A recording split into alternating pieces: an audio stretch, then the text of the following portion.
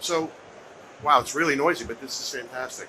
Let's see if we can make this very interesting for everyone. So I am Joe Cavatoni. I'm with the World Gold Council. For those that don't know the World Gold Council, we're an organization that's made up of membership of the world's largest gold mining companies, about 33 companies. We're operations in the global operation. We've got teams in China, Singapore, the US, Europe, and also the Middle East. And we focus on market structure, data and insights, and actually championing gold for a number of different reasons. Number one, to make sure that everybody understands it as an investment asset, has the ability to value it, trust it, and track it from a transparent perspective. We also work with our mining members to drive initiatives including ESG agendas, responsible mining principles, and other market structure and policy related issues. So I'm going to spend a few minutes today talking about the gold demand trends. This is a report that we've been producing for over 30 years, and I think it is actually a report that gets consumed by a lot of people, but I want to really try and make it something that people better understand, contextualize it in the context of like what we're hearing in the market, what we're seeing in terms of these demand flows, and how you can use this data and insights to actually better understand how gold's going to perform, thus getting a better prediction of how the price will be in the future. So I'm going to talk to you a little bit about the what and how, and the what and why I should say, just really understanding the basis for how we organize the data and the insights. Then I'll talk a little bit about what the trends are in the major categories, which are jewelry, investments, foreign coin, ETFs, also what's really happening in an exciting corner of the gold market with central banks. But then also talk a little bit about some of the trends that we've been seeing on the supply side and really get into the space and talk a little bit about what's driving where we are and how the price of gold is performing. So when you think about gold as an asset on the demand side, it's very, very important for you to take this simple framework and live with it. It's pretty simple. Gold is a unique asset. I'm not going to stand up here and deny that it's not a commodity, but what I will say, it has characteristics like a commodity, but it also has characteristics like a macro asset. It's consumed in its purest form in jewelry, but it is also consumed at the other end of the spectrum in its purest form as money or an investment. And you've got this dynamic behavior that takes place when wealth creation is happening. People are getting wealthier and spending on things like jewelry, watches, necklaces, etc. But also you have this other dynamic, the financial aspect of gold, where it behaves like money. And when people start to get concerned or looking to mitigate and moderate their market risk, and they understand how to deal with that, they actually allocate it for market risk and uncertainty. Those are strategic drivers of the gold price. And if you look at these four categories of demand and think about the longer term behavioral patterns that you see with the demand, you'll understand how the market operates. So when we think about it, jewelry is really just what it is. It's a form of wealth creation. There's an affinity for it. India and China are the largest markets for the consumption of jewelry. But investment has actually been something that's grown the most over the last 30 years in terms of the demand trends that we have. And again, this is people adding it to their personal portfolio, but also institutional portfolios. Technology is a small component, but I'm going to touch on it just briefly. It only makes up about 7% of the global demand on average, but it's an important component. And then lastly, central banks, who are behaving a lot like institutional and retail investors, looking at their reserve portfolios and seeing the same risks and concerns with those portfolios and allocating the gold. And that's been a huge driver of what we've been seeing in terms of demand. So let's talk about what we've seen for third quarter and actually year to date. So overall, if you think about the flows for gold, and what you may be hearing in the media is that gold's been doing okay. Actually, surprisingly, year to date, compared to last year, we're actually up in terms of the amount of gold that's been consumed on the demand side. It's up 5%. There are pockets and highlights of really interesting areas. For example, I've highlighted the central banking community. We're actually going to go into that in a little more detail. But the highlight to make sure you understand is we're on track as of third quarter this year with 800 tons of gold consumed by central banks to hit another record, world record in terms of the amount of gold consumed. Last year, 2022 was a record year. Second, to our surprise, markets like India and other areas have actually been holding up strong in a high gold price environment, and the demand for jewelry has actually been something that's been sustained. Foreign coins have been another area where we've seen the investment side pick up and the demand has actually been strong. while ETFs has been a bit of a drag. We'll deal into that in a little bit more detail. And then on the production side, with the high price, even increasing all-in sustainable costs along with higher fuel costs and other areas of factors that are impacting mining companies, we're still seeing record levels of production and recycling. Now I'm going to dive a little bit deeper into all of this, and I'm moving real quick, but I want to make sure that we get to everything as best we can. Let's start with the gold price. Now you might hear lots of different things from lots of different people about how exciting or disappointing the gold price is, but let's take two highlights for the gold price so far year to date. Number one, second quarter had us at an average gold price that was at a record high at $19.55 for that quarter. Average. It wasn't the actual price that it peaked at, but it was the average prices was a record level for us relative to what we've seen in the past. And number two, you can see pockets of markets where they've actually had significant increases in demand. Turkey is probably the one item that I would highlight. It's a blue line. And you ultimately see that it has actually peaked, and that's actually been because of a systemic issue that they've been dealing with on shore. But you'll also notice that we've been range bound, and that's simply because we have strong demand from certain aspects of those four categories that we've talked to, but we've also had significant headwinds when it comes to monetary policy and how gold's going to behave as a physical, or I should say a monetary, a macro asset. So that's been keeping us range bound. A lot's obviously changed since we produced our report in September. On the month of October, we've had some issues in the Middle East, we've had some activity in China, and the price is now teetering towards 2,000, and we're actually looking like this is going to stick. And we might be seeing a moment potentially in the next 6 to 12 months of a breakout for gold. So let's start with the largest category. Again, about 45% of the gold demand year to date has been in the form of jewelry. You can see that we had year to date so far, we're actually looking quite good. We've come out of COVID, which had a significant impact on the jewelry demand. But ultimately, what you're seeing is overall about a 2% increase year on year, third quarter, but also tracking in line with the numbers for 2022. It's a good sign, particularly in an environment where high prices are actually an environment where jewelry demand tends to taper off. But actually what we're seeing is still strong demand. I think the market in China was actually a bit disappointing in terms of what we saw. Demand there was down. Obviously, the demand in the US and Europe were also off, but the highlight market for us to talk to would be India. And actually, it was pretty exciting to see us come out of a good season in terms of the monsoon season, which is an auspicious time of the year, and into the festival season, where we saw significant levels of demand for jewelry rise in India. So think about it in the context of this being a global asset, being a global jewelry market, and think about the fact that while we're seeing areas suffer, China, maybe the US, you have this offsetting market activity in India. It's good for the demand for gold, and it's good for us in terms of the large portion of the gold demand being consumed still in jewelry. Let's move into investments.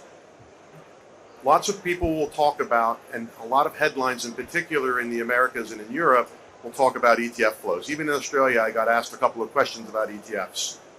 It's a small component of the market. The large market that people need to be aware of, and why I'd encourage you to continue to look at our data, is because bars and coins makes up 10 times what we would see in terms of demand flow in the ETF market. And actually, good news there is that we see pockets of strong performance in physical bar and demand in markets like India, in markets like China, but we also see that the coin market is actually doing well around the globe as well.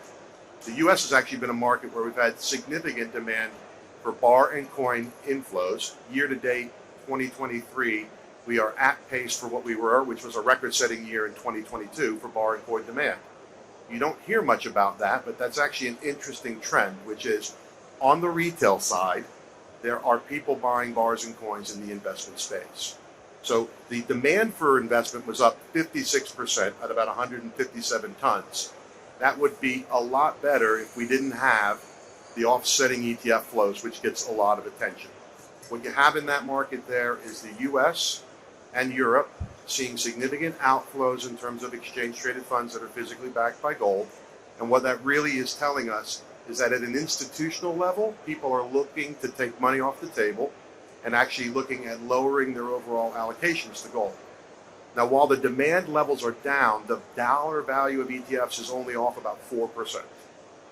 So they're looking to take some profit on their earnings, and they're also looking to remove some of that allocation to gold as a component of their portfolio. But I think the really important thing to highlight is the attention should be paid to with bars and coins. And in those markets around the globe, I think the European market's the one market I'd say we've seen significant reduction in the overall level of demand by about 66%, driven mainly by Germany. But the bar and coin demand remains healthy, particularly around the emerging markets. This gives you a little bit of a bigger detail in terms of what's going on in the market. So Turkey, China, Egypt, Japan, all strong markets with respect to the overall flow of bars and coins. And the big outflow that has really taken the demand down globally has been Germany. That's been a real shift based on economic outlook and actual people taking their interest in the coin and bar market and actually coming off a significantly large year, 2022, and actually really reducing the level of allocation. So you'll see that Germany's got a very significant reduction in the overall level of tonnage that they've taken in bar and coin demand. Turkey's actually a standout market for us in 2023, and it's simply interlinked with some of the issues that have been taking place there politically. There was an election year. There was a bit of a destabilization in terms of the local environment. We were talking about a currency that was devaluing quite significantly. The central bank, that's been a large buyer of gold, has actually reached into its pocket, stopped imports of gold, and actually calmed the local community by selling gold into them. Basically, we see the money moving from a central bank into the bar and coin market, and actually people finding comfort and confidence in holding gold as an investment while their Turkish lira is devaluing. The age-old trade of gold playing a role as a fiat currency. Very clever move by the central bank to do that. It's a standout market. And again, China, which had a less of a demand in bar or jewelry over the course of this year, showing signs of being more focused on potentially true investment in China, where they're actually picking up bars and coin. Again, this might be a consequence of the online or the onshore issues around how financial performance is going, how the market is growing, how the economic environment is developed in China, pressures on property, etc. This kind of talks to the ETF market. I'm not going to spend a lot of time on it. It's about an $8 billion outflow in the quarter. It's, again, a weak spot. For this to change, for us to see a shift in what's going to happen with the investment landscape bringing more money back to portfolios using ETFs, we need to have a much clearer narrative from the Fed around monetary policy. We need to understand how the rate market's going to look, because right now the opportunity cost in other assets versus holding gold is paring back the exposure in the ETF landscape. Now let's talk about central banks, because this has actually been a standout point of the market year to date and actually last year as well. Last year we had nearly 1,100 tons consumed by central banks on a global scale. That was mainly in emerging and developing market central banks. I have a list that I'll show you in a moment of who those banks have been. But this is actually interesting for 2023. We didn't expect to have the significant level of flows that we've been seeing, but we're actually at 800 tons. And at this pace, we will set another record in terms of the overall flow for gold demand from central banks. So really exciting area, probably the most important component in the gold market that's been keeping that floor in place for us in terms of that price point. About 1,800 in terms of the price level. This is the floor. This plus real retail buying bars and coins. Those are the two components that are keeping that market floor. The headwinds that are keeping us range bound at the top end, monetary policy and the Fed in particular. What the strength of the dollar is going to look like in rates. Here are the central banks. I think it's important to highlight that this is a 14-year trend. And again, hitting a record year in 2022 and on pace to hit a record year in 2023, but it's been happening since the end of the global financial crisis. Again, China, Poland. The standout that I want to highlight is Singapore, large consumer of gold this year in terms of picking up gold demand. And you can see in the case of Turkey, what we had was a large consumption on the part of Turkey in terms of buying, net buying in terms of their reserves, then utilizing it throughout the course of the year to stabilize their onshore economic situation. And that's actually why you'll see them on both sides of the scale as being both a buyer and a seller. But it's a pretty interesting list of countries. Actually, they're very, very active, and we continue to hear that on price dips, they're the people that are stepping in. I don't have a slide on it. And before I talk about the supply side, I want to talk very quickly just on technology. It's a small component of the market, and I think it's important to keep an eye on it. So when you think about gold in technology, your iPhones, your iPads, all of these different devices that we have, it's an example of where it appears. But it's small, and it hasn't really grown. As a matter of fact, it's been a bit off over the last couple of years. And what I'd say is keep an eye on it as a space, because it does give you an indication of how consumption and consumer behavior might be influencing what we're going to be looking to do in terms of spending on that consumption side of the demand.